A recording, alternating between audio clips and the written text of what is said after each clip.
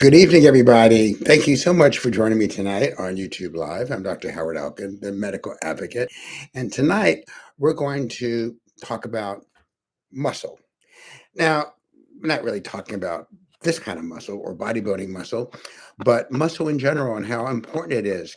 Uh, actually, muscle loss is more detrimental than you may think. You don't really hear much about it, but it's really a dangerous situation, precarious situation. So, what I want to talk about today is the importance of strength training, which is the same thing as weight training, which is the same thing as bodybuilding, really. Now, for years, exercise physiologists have really emphasized the benefits of cardio or endurance training. And that really has been the focus for many, many years. We knew very little about strength training or the effects of it or why it was even important. In fact, when I competed in bodybuilding from the late 1990s through 2012, there was very little information about the benefits of strength training. I mean, I did it because I was a bodybuilder and I had a specific goal in mind. But there's so much new information out there in the last few years. It's a very exciting field.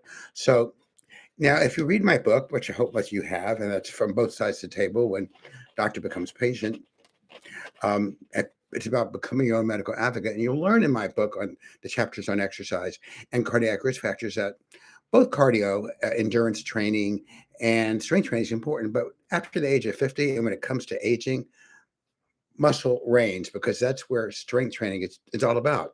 And what you might know is that adults who don't perform strength training can expect to lose anywhere from 4 to 6 pounds of muscle per decade. That's a lot. 4 to 6 pounds per decade. So we lose about 33 or 8% decade after the age of 30. The rate of decline worsens after the age of 60. So it's really important. So what are the effects of loss of muscle? Well, first of all, we lose the ability to do activities of daily living. If you don't have strength, if you don't have muscle, you don't have strength. If you don't have strength, you can't open a jar, you can't shut a door or shut a garage door, open a window. These are important activities of daily living. These are the people that end up in nursing homes. And nursing homes are, believe me, they're well populated these days. I don't know about you, but I don't want to end up in a nursing home. I don't want to end up with my independence being compromised. It's all about strength training. So if you only have time for one thing as you age, better make it strength training. And I'm a cardiologist, but that's the truth. Now, you also tend to lose balance when you don't have muscle, you know, and loss of balance means your increased tendency to fall. Okay. And when you fall, you may well and break a hip or break a bone because this is also associated with osteoporosis. So remember, every time you contract a muscle, it pulls on, since muscles are attached to bones by tendons. Every time you contract a muscle, it pulls on the bone and that increases bone turnover. So muscle loss is associated with osteoporosis. So the two work hand in hand. You got to have muscle in order to have bone. You got to have bone in order to not avoid a fracture when you fall. And you fall because you don't have the strength, you don't have the balance. See, it's like a vicious cycle. It's like a hamster on a wheel. And by incorporating strength training into your exercise regimen will help obviate all this. Now, it's also about body composition changes. Now, people say, well, wait, the same thing when I was 21 or in high school or college or whatnot. Okay, the scale is one thing. They look at something called body mass index, which is grossly inaccurate when it comes to muscular subjects. I mean, I'm considered obese. I was for many years. Now I'm just considered fat. Now I have very low body fat, but because they just go by BMI and that's my height and my weight, I appear to be greater than I should be. So it's not a really good measurement of body composition. So body composition is really, really important. So as you lose muscle, okay, what happens is that muscle atrophies. Okay, so as muscle atrophies and you're still eating the same, okay, you got to gain fat because there's metabolic changes. That's why muscle is really a metabolic organ or the organ of longevity. As long as you're strength training, you can eat the same amount of food and you're not going to gain fat. You're maintaining muscle and you're not just converting to fat. Muscle doesn't convert to fat really, but what happens as you lose muscle and muscles start to atrophy and you're just eating the same old stuff, you're going to gain weight, but the weight is going to be fat. So don't tell me that you weigh the same because I really don't care about that. What I care about is your body composition. What's your body composition now versus it was 10 or 15 years ago? And I guarantee you that if you don't incorporate strength training into your program, your body composition is going to be different. Yeah, you may weigh the same, but you're going to have more fat and less muscle, and we don't want that. So, and the new information that is pretty popular today, and not popular, is rampant, is that we now know that muscle is the organ of longevity, but frailty actually leads to premature death and disability, which is really important. I think we're really appreciating that now. Um, so frailty doesn't bode well for survival. And this is becoming really apparent in the last 5 or so years. Now, this is interesting. I looked up a study from the NIH and back in 2009. That's what, 13 years ago or 14? This study reviewed 832 subjects over an 8-year period. And they found that an increase in frailty after controlling for age, sex, education, and baseline frailty was associated with a 5 times higher risk of mortality. And I'll tell you how they defined it in a few minutes. But imagine, so this is 2009. Why didn't we know about this? Why haven't we been practicing, muscle training all these years? Or, I mean, that just came across a study in researching for this program. But, 5 times risk, 5 times the risk of mortality just by being frail. Now, that was 13 years ago. I'm sure it's not any better today. Now, 77% of those over 65 are frail. But get this, frailty also increases with age, and it may exceed 45% at age 85. So, whoa, 70% to 80 to 45% by the age of 85. That's not good. I mean, I look around and these are people in wheelchairs. They can't walk. They've lost their independence.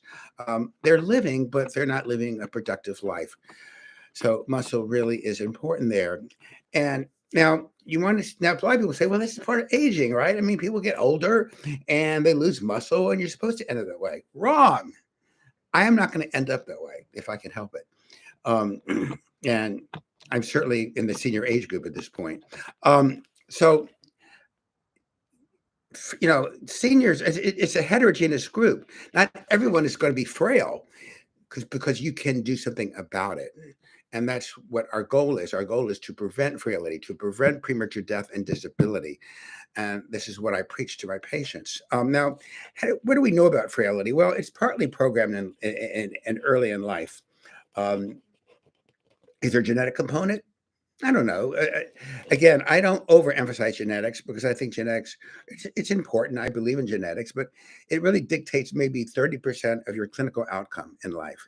Whereas lifestyle is more like 70% correlative with your survival. So, I think of this thing about your genome, your genetics versus the epigenetics. So your genome basically is like the gun, right? Your gun. But when you pull the trigger, that's action. That's epigenetics. And that can be altered. There's all these great books coming out now about anti-aging and I don't even like the word anti-aging. It's about aging in the right way or, healthy aging. Anti-aging is like, we're all going to age. And I don't mind aging, but I don't want to get old. And I hope you feel the same way. So, frailty is measured in 2 different ways. And I had to look this up because I'm reading these articles where how do you define frailty? One is there's a thing called a frailty phenotype. Phenotype is as opposed to a genetic a genotype. It's actually your appearance. So it's basically, I'm going to read this because this is new to me too. Unintentional weight loss. You're just losing weight. You don't know why you're losing weight. I get this with some of my elderly patients. Exhaustion, weakness, slow walking speed, and low physical activity. And frailty leads to more frailty. There's also something called the frailty index, and it's kind of confusing. I can't really explain that. I'm not a statistician, but there are a couple ways that we're defining frailty. So it's not just there's a scientific way of doing it, which I thought was really interesting. But here's really my interest, what I came across, and this is a new study that just came out this year in the last month, that muscle loss more accurately reflects a future heart attack than fat gain. Can you believe that? That's how important muscle is.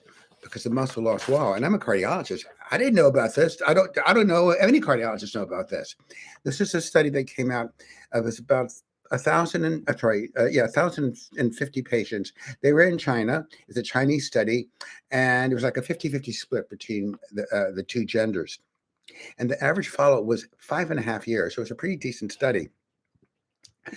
And this is what their finding was. Now, I know in this country, we are obsessed with fat gain, and we got to lose fat. We got to lose fat. And that's pretty important because let's face it, 42% of the people in this country are obese and almost 75% are overweight. So this is a big problem. And there's no question that obesity and being overweight increase your risk of heart disease, diabetes, cancer, Alzheimer's, and definitely negatively impacts your longevity. So that's important. But have we placed too much emphasis on fat gain and how to lose fat? And I have to tell you how rampant that is, the need to lose fat, versus maybe we should be a little more concerned about muscle loss and the effects of muscle loss. And how does that lead to a heart attack and frailty and premature death and disability? So I feel like we have, as a country and maybe the world, we have failed to really recognize the importance of muscle and to realize the impact of muscle loss on our lives. So, you know, it's not just about weight loss, it's about muscle loss. So if you're losing weight, but it's muscle, I'll give you an example. Many of you know that I had back surgery on January 3rd. It was very successful. I'm very pleased with the results. And I knew I was going to be training for like 2.5 months. So I lost weight. I expected to. So I altered my diet plan when I spent 2 days at Cedar Sinai and 12 days at the California Rehab Institute. I made sure that I changed my diet. One thing I knew I needed to do was to up my protein and even up my calories, despite of gaining a few pounds. Well, I didn't gain any weight. In fact, I probably lost, and I remained exceedingly lean throughout. The biggest challenge the nurses had was trying to give me heparin subcutaneously so I wouldn't develop a vein condition. I said, "You have no fat." I've developed into a very lean, fat burning machine as I've gotten older, which is unusual. But I've been working at this for a long, long time, and but I did lose some muscle, and now I'm back in the gym. After week 8, they allowed me to go back to the gym safely, and so my weight has increased like 4 pounds in the last week and a half just by being back in the weight room. I'm not doing anything special, but of course, muscle has memory, so it's probably easier for me to gain muscle than the average Joe. But again, fat gain, they did find in this study that fat gain was negative. I mean, fat gain clearly did increase your risk of heart disease. But what was interesting is that just statistically speaking, muscle loss more accurately predicted more accurately predicted a future heart attack than fat gain, at least to a certain extent. So, the conclusion is like one possible effect or negative effect of weight loss on cardiovascular disease may be due to loss of muscle. Now, and losing more than 8% of muscle. This is it. Losing more than 8% of muscle over a 5-year period is associated with a high risk of cardiovascular events, with a hazard ratio, which is another statistical term, that almost doubles that of fat gain. Can you believe that? So the rate of developing a heart attack during the time was almost double that of fat gain. So it's pretty significant. So in conclusion, muscle mass, like your hormones, basically peaks at age 25, whether you're a man or female. Now, but it doesn't have to go downhill from that point on.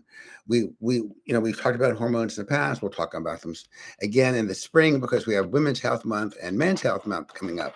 But it doesn't have to be this way. So as you age, as we all age, we have to prioritize protein consumption because protein really is the backbone of tissue, a viable tissue as we age. It's the most important thing. And also lifting weights, resistance training. Resistance training is the key. So, I don't care, what you do, but, it's all about developing muscle. Not to my extent, but I could be exaggerated about it, but, we all need to do this. And so that's my whole thing is why strength training is so important and why today we're finding all these new studies out. So with that, I'm going to leave it for questions. And oh my gosh, okay, I got a lot of questions today. Great. Let me put my glasses on, my senior moment here. Okay. Thank you. Let me see. What do I have to do to get a calcium score test? Do you do telemedicine? Okay, well, you got to call me. I can't answer that now because I have to kind of stick to the program format. But you can you can comment me, and I will get back with you on that. What are your thoughts about GLP-1 medication for people that are not obese, wanting to live 15, 20, wanting to lose? Okay, I'm not. You guys, you were talking about this semaglutide. Everybody's talking about this. Again, back on this weight loss thing. And I think it got really big because people in Hollywood are touting it. If you take these injections once a week, you will lose body fat. And they are effective. There's Ozempic, and then the same drug, Wegovy, is basically Ozempic, but with a different name and with a higher price tag and with a higher dose. And then there's a new one called Monjaro, something like that, by Eli Lilly. And that's even bigger and better because it not only is it's not only an agonist for GLP-1, but also for GIP-1, which is a whole different topic. These drugs will work, but they're only going to lose weight while you're taking them. Do you want to be on that the rest of your life? Again, if you're doing this for weight loss and not for diabetes or metabolic syndrome, and you just want to lose weight, you'll lose weight, but you'll gain it right back. And studies are now already, we're getting the studies that are saying, as soon as you stop it, you're going to get it. So I'm not bullish on it. I think if I have a really motivated patient who's got the money to pay cash, because insurance will not pay for it. They will not pay for it unless you meet the metabolic parameters. So if you're willing to spend about $1,000 a month for 4 injections, but keep in mind that once you stop it, if you haven't changed your lifestyle, you will gain it back. Okay, so calcium score, you come back to me. Okay, since you're big bodybuilder, what hacks do you have for me? I'm very clean, but want to incorporate more protein. Protein is your biggest, is your most important. Okay, so what do I do after I finish training? And I have not changed. I'm old school. When I walk out of that gym, first of all, I have a drink that I sip on while I'm training, and it has branched chain amino acids, which is amino acids or byproduct, is breakdown product of protein, L-glutamine, which is your non-essential amino acid, and something called beta-alanine, which helps with muscular endurance. So I have that while I'm working out, and then when I get out working out, I have a meal replacement, and I have about maybe. It's a good time to have some sugar because you've exhausted your muscles. You don't grow in the gym; you grow outside the gym. And some people on here are more don't know about this than I do. But anyway, so I make sure I have a high glycemic carb drink with my protein. Usually I have about 50 grams of protein, about 25 grams of carbs, and I might have a plain rice cake with it. Rice cake is 13 grams. And that's it. I don't have solid food after my workout because if you're going and if you really worked out, if you work your muscles hard and you say, okay, now the blood's going to my muscles, but now I got to eat. So now it's going to go to my gut, and you're diverting it from one place to another. So I have always been of the thought, and I've been doing this for years, and it certainly has worked for me, that I just have a liquid refreshment as soon as I finish workout. It's in my car, in blue ice. It's ready for me to consume. And then when I get to the office or whatever I do, I'll have something solid to eat about 45 minutes later. But it gives me a chance to really nourish my muscles, because if you've worked hard like I do, you're pretty depleted. Okay, that's important. Protein is important. Shakes are important. But keep in mind, shakes and meal replacements are really supplements. They're not a substitute for food. Okay, is your new book going to be on audio? I am going to do an audio book, guys. I promise to do that probably in the next few months. And I feel like I have to do my own audio book. I don't feel comfortable having some voice actor, read my book, because they could not, especially if you've read my book. The first part is my story. I don't know anybody that could do my story better than me because they didn't live it. So I feel like I must do that my own audiobook and not have some professional actor who may have a much better voice than me, but I don't think they could emote the way I could. So I will be having my own audiobook. It will definitely be this year. I promise you. Okay, this muscle, yeah, muscle definitely weighs more than fat. That's why the scale is so deceptive. You know, I tell people, look at the mirror. The mirror don't lie. you know, when I was competing in bodybuilding, I mean, I weigh myself, I don't know, twice a day. I mean, I was obsessive about it. And then I learned that, what am I doing this for? Now I weigh myself maybe once a week. That's it, once a week. Um, Muscle weighs more than fat. So you have to see how your clothes fit. Now, if your clothes fit tighter around the chest or around the shoulders or around the arms or around the thighs, it's probably muscle. If it's tight around the abdomen, it's probably fat. You don't even need a scale for that. So it's knowing your body, which is what we do as medical advocates, and looking at yourself in the mirror and taking a good look, and take pictures if you need to. I used to do pictures because I had a person that helped me with my competing who was always there. So muscle does weigh more than fat, and that's why the scale is can be so deceptive. Good question. Okay. This is music to my ears because I hate cardio and love lifting. Most of us think cardio is pretty boring, and I don't know if I did a Instagram post on this a few months ago, maybe about 3 months ago. I don't think I did a YouTube, but I probably will. So you've heard of HIIT, high intensity interval training.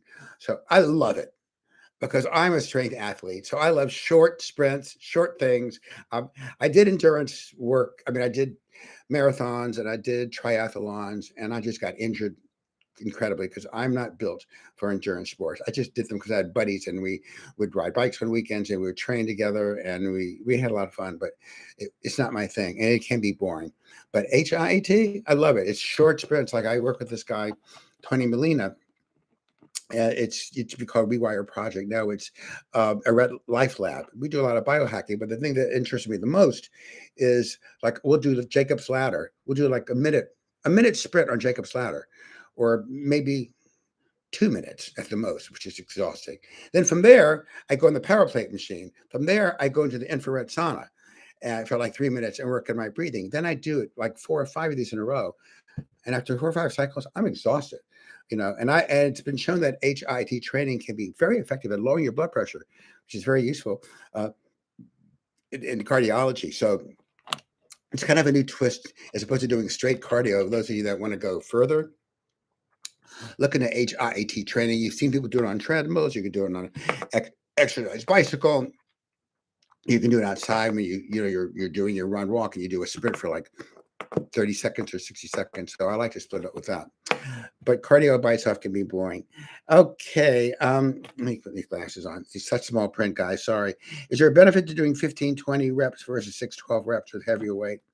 Is one more efficient than the other for heart health? I don't think it really matters so much for heart health, because what we're interested in heart health is, of course, maintaining a strong heart muscle, and the heart is a muscle, right? So I think just any kind of, we'll talk about different types of strength training. I mean, I'm a gym person, but not everybody is a gym person. You don't have to go to gym. I mean, resistance bands are a great way. There's like different strengths and bands, and you can have a whole body workout just working with resistance bands. You can do them at home. You can take it on a doorknob. There's a lot of things you can do with the resistance bands. Um, my thing about strength training, if you have no experience with it, you really should enlist a good trainer to at least learn proper technique. Because no matter how heavy I've trained in the past, and I don't train nearly as heavy as I used to, especially with my new back surgery. But the important thing is your technique. You don't want to mess up your technique because form is everything. So, I mean, like Charles Glass, who's the godfather of bodybuilding, or I don't know what they call him, but we worked together for over 20 years. And, if I don't use perfect form, he'll drop the weight. It's not about ego. It's about doing proper form. So I want everybody to learn the proper form. So if you join a gym, enlist the help of a trainer, um, or go to Joanne Lee, my friend here. She was a professional bodybuilder for many years, and she's a wonderful trainer and teacher and nutritionist. You could, and she does it remotely. It's good to have a mentor to help you with it. So start slow and don't get injured. It's really important. Okay, let's see. The high rep thing. It's really funny. People say, should I be doing high weight, high reps and low rate versus I like going heavy because that's just who I am and what I've done most of my life. Now, of course, when I would compete for a contest, you eventually start going lighter because you don't have the strength when dieting the unhealthy way that we did to keep going forever. But it doesn't matter. I'm still using the same gusto, the same spirit whether I'm competing or whether I'm bulking or whether I'm just maintaining. The important thing is I don't believe in this high rep, low weight thing. Maybe just starting off, it's a great thing. But let's say I train heavy and I go like between 8 to 12 reps, which is pretty typical for muscle mass. Now I'm going much lighter. I'm going 25 reps. Okay, so I'm teaching my body, okay, now that we have all this muscle, why don't we just like train lighter and do more reps so we can lose it? So your body is adapting. So now you're telling your body to go lower. So I don't believe in that philosophy. I try to go as heavy as I can all the time, but it's going to vary depending on how I feel and how much, energy I have and how my recovery has been. So the reps really depend on what your goal is. If your goal is just to move the weight, 15, 20 reps is fine. If your goal is to gain muscle mass, you probably would want to go heavy. If you can do more than 15 reps, you probably could go heavier. That's how I think it. Okay, muscle mass also regulates blood glucose. It's so important. Thank you, Joanne, from the Shrink Shop. Joanne's my dear, dear friend, and I don't know anyone that knows more about strength training than she. Um, to look her up on the Shrink Shop. She is an expert on fat loss and also muscle gaining. See, we spend so much time on fat loss that we sometimes forget how important muscle mass and avoiding muscle loss is, and that was the whole purpose of coming forward tonight. uh and yeah, blood glucose. It's a few years ago we didn't know any benefits of strength training. It just amazed me that we had no everything was on cardio, like I said at the very beginning of the talk. And we now that if you work out with weights, first of all, if you and I if someone my height and my weight but has a different body composition, they're like fat and I'm not, watching TV, I'm going to burn more fat just watching the same thing they are, sitting down doing no exercise, because I have developed a high metabolic rate. Muscle weighs more than fat. Muscle is more metabolic active than fat, so you can do more. um, so it's great for the metabolic and also for blood sugar. We didn't know that. We know any kind of exercise is going to help your blood sugar, whether it's weight training or cardio. So very important. Okay.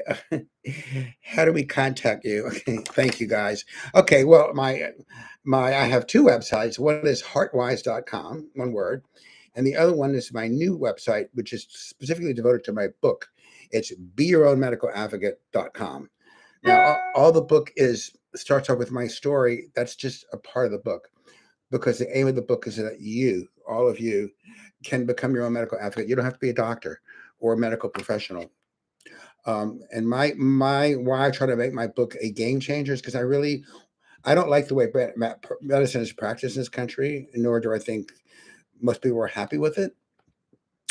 So that's why I'm in my own practice. So the book is like, I want people to come out of there saying, yeah, I've got options. Yeah, I got choices. My doctor doesn't do this. He doesn't order these kind of tests. So I want to open your eyes and ears to a new way to practice medicine. So beyourownmedicaladvocate.com. Please check that out. And you can get the Kindle for, I think it's $9.95, paperback for $18.95. And if you get it, and I hope you do, I have one favor to ask all of you, is to please, please, please go back to Amazon and write me a review, because that's how this can become a game changer. It has to be a bestseller. I need your help on that. But yeah, it's heartwise.com. You can find you'll be able to how you can contact me. Okay, how many minutes of hitch? Thanks, Carol. Marty. Carol is like, oh my God, this woman can hike, she bikes, she does everything. She's in great shape. She's one of my good friends at the hospital. Carol, when I do HIIT, after I do like 5 rounds, each round is probably, because let's say I'm on the Jacob's ladder and there's a new thing called there's a power bike. So it's becoming available. I couldn't talk about it before. It is a power plate in a bike. Okay, so the bike is vibrating. Those of you that know power plate technology, which is fabulous, by the way, powerplate.com, please look it up. It's total body vibration, but there's a lot of vibrational products out there that are really not good. The only one that's really patented that really deserves the marks it has it's power plate. But they have a bike that's just is coming out. They're selling it in Europe now, and I think they're also about to sell it in the States. So it's a stationary bike that vibrates and you pedal. And let me tell you, even without resistance, you are working your butt off. Um, so just think about adding vibration to the resistance on a bike. You'll never go back to a stationary bike again. I trust me on that. So I'll do anywhere from 1.5 minute, maybe 90 seconds straight through. And then I'll go on the power plate machine and do squats or something or lunges, okay, for another minute. And when you're in the power plate machine, you're basically like if I do a bicep curl, it's about three. I'm doing about 3 contractions per second. When I'm on that power plate machine, there's one right here in my room. Um, it's about anywhere from 30 to 50 contractions per second, depending on what machine you get. So again, great for muscle building, great for sarcopenia, and also great for osteoporosis because to that kind of muscle contraction is only going to pull on those bones and build strong muscles, a strong bone. So it's really important. Okay, let me see if I got everything here. Great questions here. Um, should I worry if I eat a lot of red meat, grass fed, but can't find it too? With me, it's fine. This whole thing about, I'm totally not into this. I mean, one of my questions. Okay, I did a thing last month on Heart Month. February's Heart Month, and I just thought I was going to have 5 heart healthy. I talked about it on my last YouTube. I don't even like the word heart healthy, so I'm changing it to heart essential because if I'm going to give you a tip, it better be damn important. So number 4 was, is there an ideal cardio diet? And there really isn't, because your diet and my diet may differ depending on your needs, your history, your background, what your goals are, how much you train, how much you travel. So, but the kind of the basics is that we know that Mediterranean diet, for those of you that weren't here last month, Mediterranean diet has been proven without a shadow of doubt to be the only diet that's truly helps protect against heart disease. The Mediterranean diet, but the Mediterranean diet is too broad, it's too varied. So what I try to do is I usually have less carbs than what they do. I don't eat cereal. I don't eat breads if I can avoid it. So I'm kind of like between paleo and Mediterranean. So my whole thing is if it doesn't run in the wild or grow on bushes or trees, I don't want it. Um, and also low carbs. There's no reason why anyone needs to be on a high carb diet at this stage of the game. Back in the 90s, we touted the high carb, low fat diet. And what happened? The country got fat, fatter than ever, more diabetes than ever before. The new term is diabesity. So I think hopefully that is out. Although not if you go by the Heart Association, they still recommend that you eat no more than 7 grams of saturated fat a day. That's I believe in grass-fed beef. I believe in raw milk, pasteurized eggs if you can have it. So really, I don't worry about saturated fat. I'm a little worried about people that want to eat carnivore diet or just have meat every day with every meal, because I just think extremes of anything, matter or form, even veganism. I'm not against anyone that wants to be a vegan, but you need to be concerned about the perils of a vegan diet. Okay, because you're going to miss out on certain micronutrients. Same thing with carnivore. If it's too much in one direction, you're going to miss out. So if you do go to a diet like that, you need to work with a nutritionist who knows how to do various testing. We call it micronutrient testing. See if you are deficient in various vitamins, minerals, and amino acids. Because if you are, you won't remain healthy, and your energy and your muscle mass, everything will come to a screeching halt. So I'm a big fan about that. But yes, grass-fed beef is fine.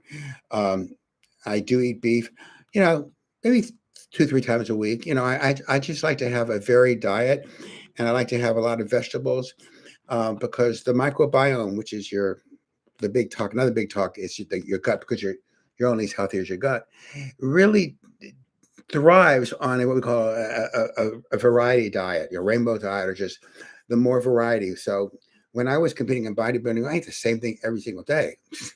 I'm like, that is not what I would consider healthy. Um, but we did it because we were on guinea pigs. There was no one that gave us any, there was no teaching. We just did our stuff. We thought to gain muscle or to lose fat, but we didn't necessarily do everything right. I mean, I used to eat frequent. I used to have, when I was competing, I would have like 7 or 8 meals a day. And if I missed one meal, if I was seeing a patient, I would get horribly hypoglycemic. I'd break out in sweats. My shirt would be, would be soaking wet in a matter of 3 minutes. So that's not healthy. And my moods were crazy. So any extreme, and these are extreme sports. So anyway, but I think the diet is an individual thing, but there's nothing wrong with, with saturated fat. And I'll end with this: saturated fat, which will increase your LDL cholesterol. And you guys know that I'm more into your risk than I'm about your actual numbers of your LDL. But saturated fat has never been shown to be a cause of death, cardiac death, and also death of any cause. So I don't know where this science came from, the 60s and 70s, but it was not based on science. Just like the French paradox. You got it. French, red wine is really healthy for you, said the French, but it was never proven scientifically. So you can't believe everything that you hear. Okay, let me make sure that I miss anything here. You guys are great. Yeah, and I agree with Joanne. As far as reps, you have to go to failure. I mean, I try to go pretty much close to failure. Even now, I'm back in the gym because I'm not going to just go. Let's go high rate. I may do high reps for the first set or so, just because I'm getting back in the gym. Remember, I was out for over 2 months, so the last thing I want is to do anything precarious to my back, or just do anything stupid. So I am careful, but after I get that warm up, I'm going to increase the weight. I'm already doing it. I've only been back in the gym for, this is my second week back. So I'm so happy about it. So anyway, I think we got everything here. You guys are great. This is one of my favorite topics. I think, oh, just to make sure I didn't miss anything. Okay. We talked about the book. I think we talked about everything. Okay. So listen, if you have further questions, you can write them in the comment section here. I'm going to spend some time going over that. I haven't seen every comment, but I want to make sure that I answer your questions, like the coronary calcium scan. I didn't want to talk about it now because it's not the topic of tonight, but shame you missed it last time, because I talked about that as part of the testing that we do to assess your risk. So it's not just your risk. Yeah, it's assessing your risk, but then the second heart essential tip was, well, what tests should be done to assess that risk? You know, it's really important, because I'm not numbers help, and I'm a numbers guy, but I'm more into what is your actual risk? What's my risk? And that's what I want to treat. And that's what sets us apart in functional medicine versus traditional medicine. Because I mean, everybody's on statin now. Or everybody's, I saw a kid come in on with a slight deviation in his thyroid function was slightly off, and the family doctor is going to put him on thyroid hormone. He said, "Let me check out with." He wanted to, check with me first. Or I had a 21-year-old college student who's got horrific lipids. Triglycerides are high, cholesterol is really high. I swear to God, and his liver enzymes are high. He's got non-alcoholic fatty liver disease. The doctor wanted to take a statin. Are you freaking kidding me? Giving a statin to someone with abnormal liver function? That's malpractice. So it's like a knee-jerk reaction. Oh, high cholesterol, give a statin. No, all I did with this guy, I put him on a ketogenic diet. Okay, because within 6 weeks, everything turned around on no medication, just by diet alone. And I don't recommend ketogenic diet for everybody, but this point definitely needed it because he was a metabolic mess. So it's all about individualizing and customizing your program. Um, that's how you do it. Whether you're me, or whether you, like Joanne from the shrink shop, she does how she handles her clients. Highly recommend it. I think we got it, guys. Thank you so much. This has really been fun. One of my favorite topics. And don't forget your muscle, and enjoy what you do, but don't neglect strength training, because I want everybody here to live a long and healthy life and without debilitation. And there's no question how much muscle mass we lose per decade if you don't do anything about it. It's ridiculous. It's senseless. How often? I'll end with this. How often should we train? I think if you love doing cardio, you shouldn't quit. I think cardio has its major benefits. It increases capillary density to the muscles, so you will have some muscle growth along with your cardio, and it's important for your heart. Okay, but it won't do the same thing for longevity as strength training will do, and that's why I would suggest this to anyone over age 50. They must be doing training, males and females, and I would say at least start off at twice a week if you're not doing it. Easily go to 3 times a week. I do it 4 times a week. Um, that's me, but this is my thing. This is what I enjoy doing. So anyway, guys, thank you. Thanks for the comments. Please share this with your friends, and get the book. Please enjoy it and share that as well, because we really want to make this. I want to change the face of medicine, and because I'm now compiling stories from my patients, and everybody just fed up with what they're experiencing, and it really, I mean, I shouldn't be the only guy in town, and it seems that I am. It's crazy. I mean, I don't think I'm that special. I just intuitively know what people need, and that's what I go for. So thank you so much. Um, we'll be back next month, and we'll pick a topic. I'm going to try to get back to twice a month. I've been doing it just once a month recently.